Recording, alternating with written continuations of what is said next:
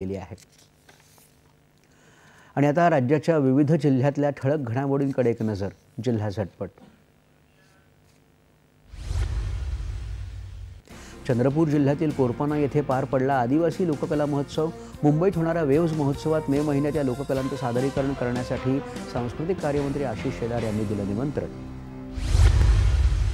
माझी शाळा सुंदर शाळा उपक्रमातून भौतिक सुविधांसह शाळांमध्ये गुणात्मक बदल घडतायत। यवतमाळ जिल्ह्यातील शाळांच्या बक्षीस वितरण प्रसंगी पालकमंत्री संजय राठोड यांचं प्रतिपादन।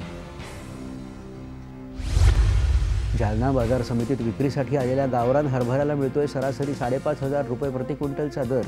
मालाला चांगला भाव मिळत असल्यानं बाजार समितीत गावरान हरभऱ्याची वाढली आवक। अहिल्यानगर जिल्ह्यातील शिर्डी औद्योगिक वसाहतीत रणगाड्यात वापरले जाणारे बॉम्बचे आवरण बनवले जाणार। डिफेन्स क्लस्टर अंतर्गत प्रस्तावित प्रकल्पाचं पालकमंत्री राधाकृष्ण विखे पाटील यांच्या हस्ते झालं भूमिपूजन।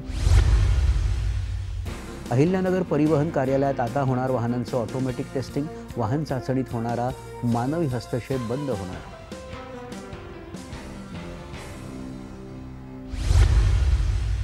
आदिवासी आश्रमशाळांचा दर्जा सुधारण्यासाठी नियंत्रण समिती स्थापन करण्याची नागपूर आदिवासी विकास विभागाच्या कार्यक्रमात पालकमंत्री डॉ. अशोक उईके यांची घोषणा।